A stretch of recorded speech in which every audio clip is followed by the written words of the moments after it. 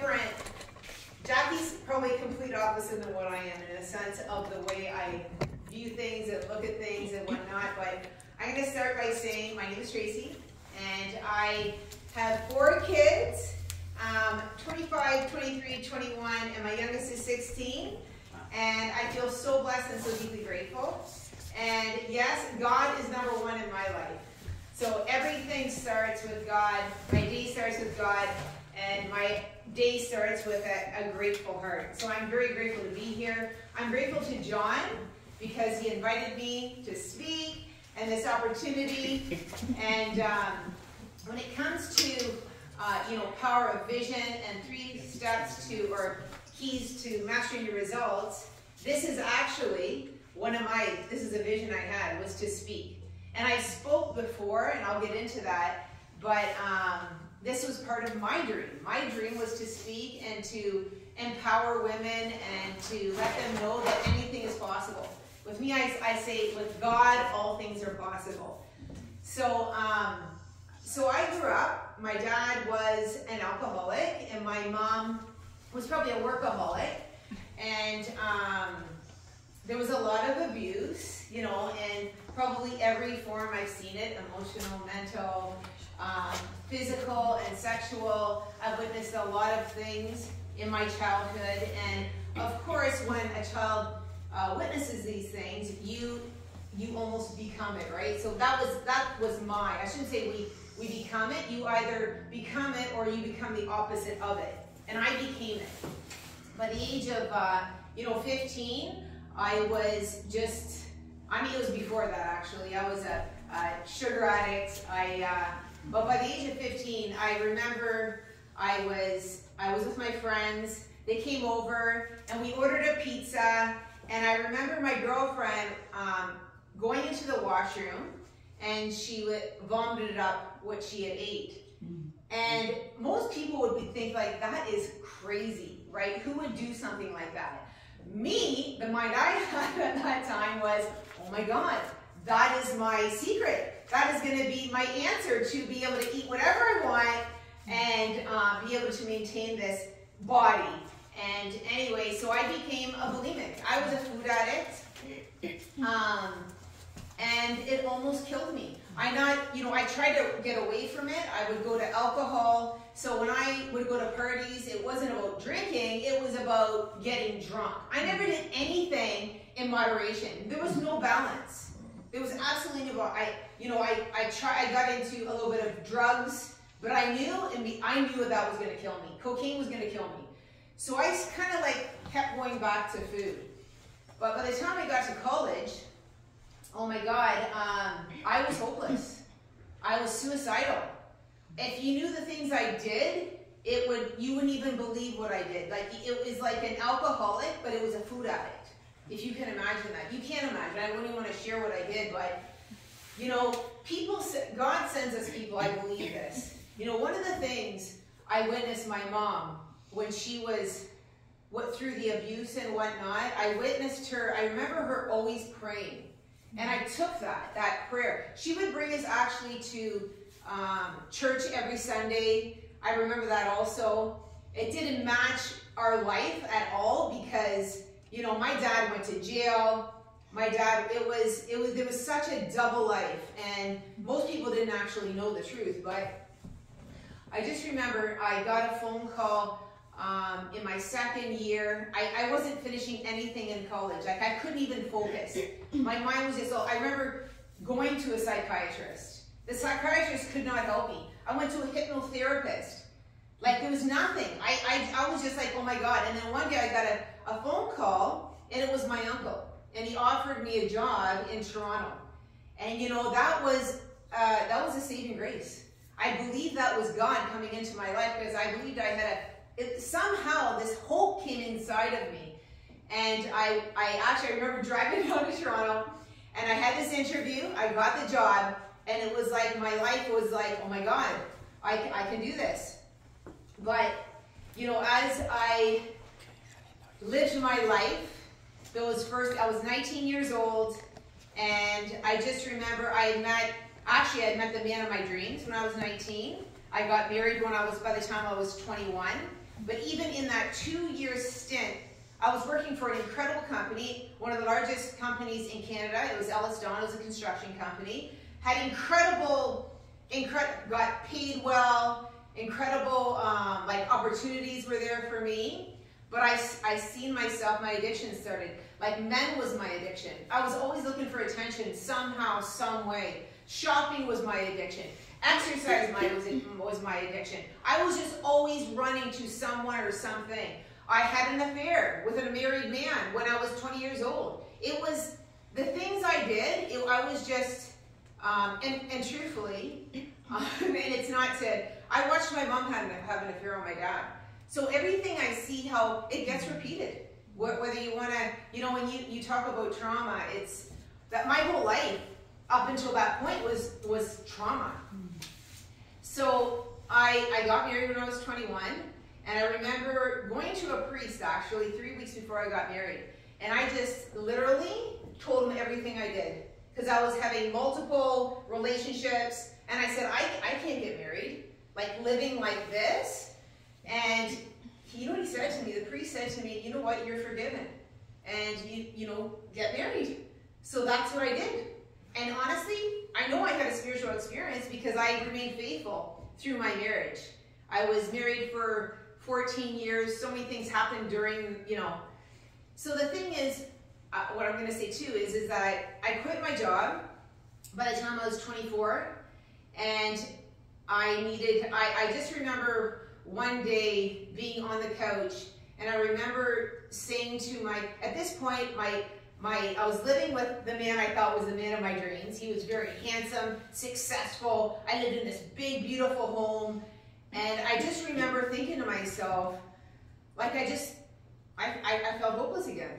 And I felt like I could kill myself for no reason. I remember telling him this, and I didn't understand it. And it was because it was just like this hole inside of me. And he said, Tracy, and this was God through him. He said, Tracy, do what you need to do. I support you to get the help you need. I Googled eating disorders and to get help. And actually, it was that night that I entered a 12-step meeting. And you know what? I finally felt like, oh my Lord, people were talking my language. I actually lived on the same street as you know, Albert's mother and dad, my ex-husband's mother and dad lived beside us, the aunt and uncle, brother-in-law, sister-in-law, other aunt and uncle, it was all family. And I was like this, you know, square in a circle. Like I just knew I did not belong. I was not normal. And I didn't understand it until I entered this room, and it was Overeaters Addiction, Overeaters Anonymous, I should say. And I felt hope. I felt, oh my God, I'm not alone. I am not alone. These people are speaking my language. And I had people that I could look up to because I had seen people that had been free from their addiction. So from there, a young woman, I remember coming into that meeting one day, and I befriended her. And she had been going to another meeting, and it was called, it was for all addictions. And I remember, she said, Tracy, you know, I'm going through the 12 steps, one-on-one with someone. She goes, would you be interested in going through, you know, if it works for me? And I just kept an open mind. Because the thing is that with these 12 steps, they say you need 3 things. One is willingness, a second is honesty, and the third is an open mind. And I had this open mind. I was 25 or 24, and I was just like, sure, I'll do it. I went through the 12 steps with her. I went to these other meetings, and I had a spiritual experience. I knew without a shadow of a doubt. And even when I went to these different meetings, there was something, oh my God, there was a joy there that I hadn't experienced in the Overeaters Anonymous meetings. Everything was about control. You had to call your sponsor every day. It was just like, do this. And I was willing to do it. I would call my sponsor every day. I would eat what they told me to do. But that's not freedom. That is not freedom. So I started going to these meetings, and I see the light, like I am telling you. And actually, there was a gentleman in that meeting that led me to Christ. Very like, you know, soon after I'd been doing those meetings, after I went through the book, I started working with women. And I've worked with women for over 25 years. I started doing my own meetings. So I started my own meeting with these for all addictions, because I realized that it's not just food, it's not my bulimia, it's everything. I was addicted to everything. Like I said, I was a codependent. I can tell you another story. There's so many parts of my story. I not only hit bottom that time, I've hit bottom. Because when you put your substance down, you know what? Things rise. You start to see your defects of character. Your demons come out of the blue, and I wasn't even aware of them. I'm like, oh my Lord. And I had to face them. I had to face myself for the first time in my life. I had to look at myself, because you know what? I played the victim up to that point. And I was sick of living my life that way. I was sick of blaming people for my problems. I realized that I am the problem. And, you know, I started hiring coaches, honestly. I've probably got a PhD in the amount of money I've spent on coaches.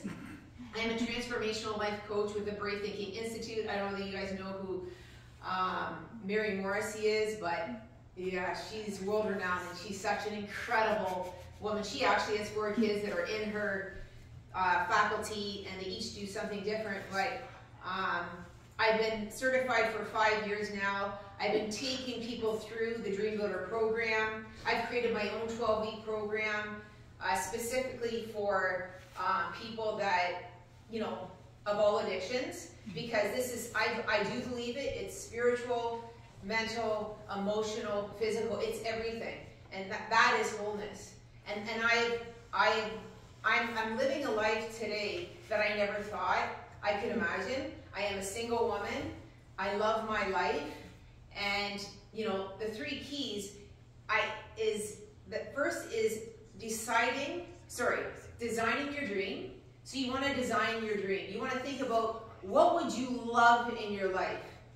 In health and well-being, in love and relationships, in your vocation, and in time and money freedom. And you write it down. What would I love? You think of, like, where you are today, what would I love? Write it down. Put a time frame on it. And then you bridge the gap. You decide, you make a decision, you take an action step, whatever that action step is for you.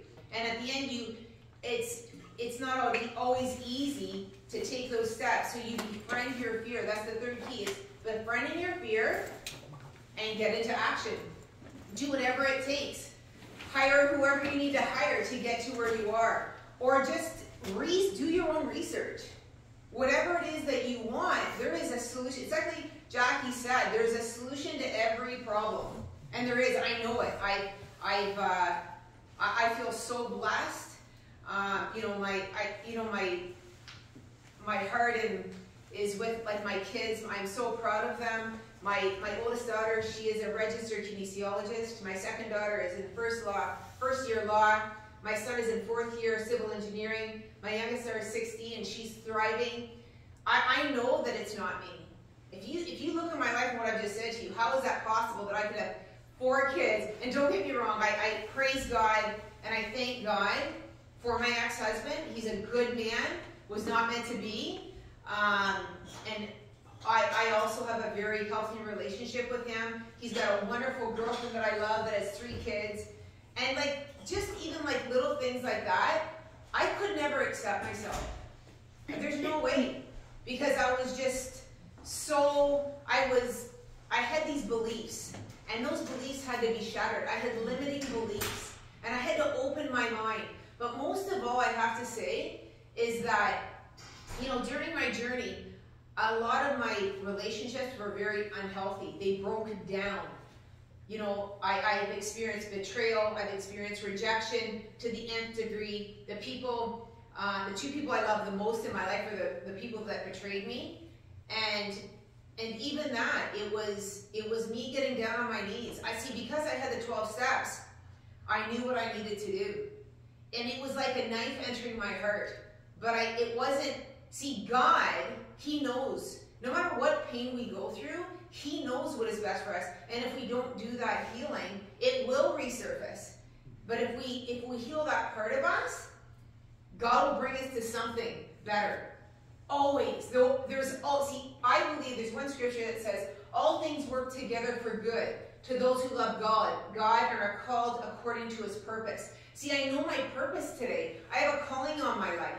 I help other women, men, people that are suffering. They know that because of where I've been, they can get to where I am. Maybe you're unhealthy. You know, I want to just end with a client of mine that I love her so deeply. And she did my 12-week program, the one that I created.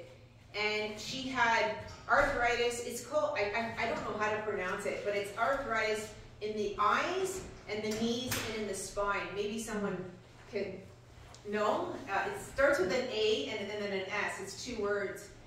And her dream was to release 30 pounds. Her dream was to be healthy.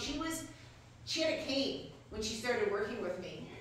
And very successful, though, she's a screenwriter. She produces plays. She's an actress. And by the end of the 90 days, if you can imagine this, and she continued, and she's lost all the weight. She is healthy, strong. She goes to the gym 6 days a week. She's got a clear mind, but her whole attitude upon life has just been turned upside down. And I know that is God, because I teach that. I teach, like, to me, human power can only do so much.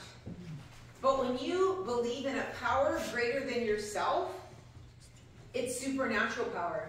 God will give you supernatural strength in your mind, in your body. He will give you God ideas that's humanly impossible. I know, because I shouldn't be here today. I should be a dead woman. I know that. If you knew my story, I promise you that. But I am here. I am a miracle of God. And that's why every day when I wake up, I thank God. I am here for a purpose. And the fact that my kids, and I have such a healthy relationship with all my family, that's a miracle of God. Because my family was completely broken down. My mom and my dad, my dad is a recovered alcoholic. My mom and dad are still together. They've been married for 57 years. I have a healthy relationship. It's just, if I can tell you, and that is God. God loves a family. He loves restoration. And that's what he's doing. He's restoring the family today. If you are willing to forgive at the deepest level, I'm telling you, you can live a life of freedom and a life of peace. I live with peace of mind today. I was addicted to chaos. Yeah. I needed that next high. Not today. I live for God. How can I best serve thee? Show me how I can be helpful, how I can be of service. I just pray to be the light in everyone's life that I meet. And you know what? I pray that you got one thing today that maybe helps serve you. And I just bless you all. Thank you.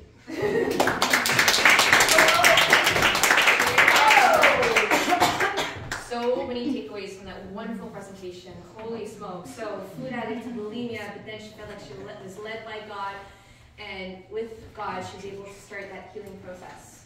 She also started working with women after her group therapy experience, and she realized that she was the problem. And by realizing that, then she was able to start really making waves in terms of healing. Now, she has 3 keys, my friends: designing your dream in every area of your life with a time frame, then deciding and taking that action step. And she repeated action many times, you guys, and befriending your fear and keep taking action. Now, guys, look at her today. She was able to heal her past, and she is like a powerhouse. Mm-hmm. Yeah, so beautiful.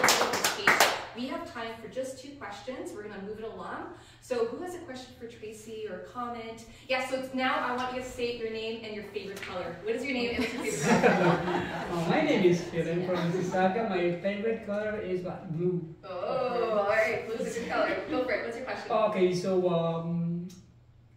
what do you advise for a person who get physically and verbally abused? How to forgive the person who did that?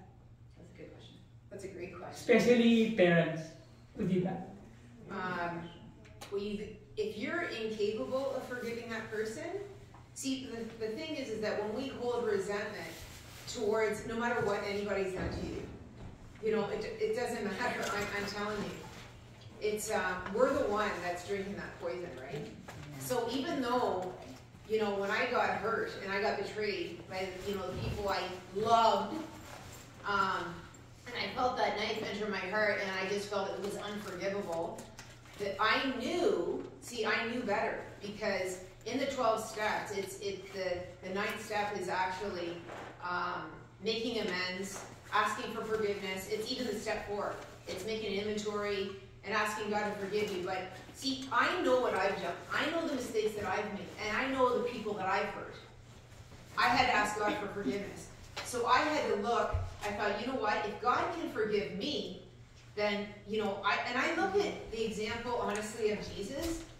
He forgave on the cross the people that crucified him. He said on the cross, he said, what did he say? He said, forgive them, for they do not know what they're doing. Yeah.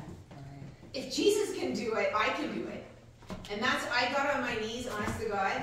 They say it takes 2 weeks. But even if you don't mean it in the beginning, just bless them, and just everything you'd want for yourself be given to that person. Even if you don't mean it. By the end of the 2 weeks, that you'll actually feel love for that person. It took me probably a year on my knees to forgive the 2 people. I have healthy ways to them now. But it's prayer. It's asking God. It's asking God's help. You cannot do it. You cannot humanly do it. You need God's help. So you were saying, if I'm not religious, or I mean, like, for example, if I don't believe in God or something, the healing will not, will not be done or something. Is that what you're saying? What I'm saying to you is that, are you willing to believe in a power greater than yourself? Are you just, all I'm asking is you to be willing. Have you come to a place where you're hopeless in your life? Has this led you to hopelessness? Is this like if you're holding on to that is affecting areas of your life, probably every area of your life. Mm-hmm. So it's up to you to take that action to heal yourself. Mm-hmm. And do I believe that it's only through God? Personally, I believe that. I can only tell you what's worked for me. Okay. That's a great question. Thank you, Philip. That is a great question. Now we have time for one more quick question. One more quick question, a quick answer. So who will that person be? Raise your hand. Give us your. Oh, you know what? You've already asked a question. I didn't give it. So tell us your name and your favorite color. Go for it. Jessie, and my color is blue as well. Oh, Jessie. All color blue. Oh my goodness. So Jessie and the color blue. Another color blue. Look at that. Jessie, go for it. So Tacey, thank you. You're wonderful and such an inspiration, and I can totally get where you're coming from, because I led down the same path as you. My question is, with the 12-week program that you provide, is it a fitness and well-being all combined, or what is it exactly? It is all combined, yes. Okay. So I start with nutrition. Well, I first start with a vision. What do you want to see happen by the end of the 90 days? Okay. But I gear into nutrition because I do believe nutrition is so important. Mm-hmm. And then I go from there. I build on that. Okay. And fitness for sure is a part of it. Thank you. You're welcome. Yeah. All right, everyone. Did you have a quick question? I was just going to say, when you said to ask the AS, is that ankylosing spondylitis? That's exactly what it is. Thank you. Thank you. Oh, okay. Thank you so much, everyone. Yeah, by the way, that client, she doesn't have a cane at all. So it's just,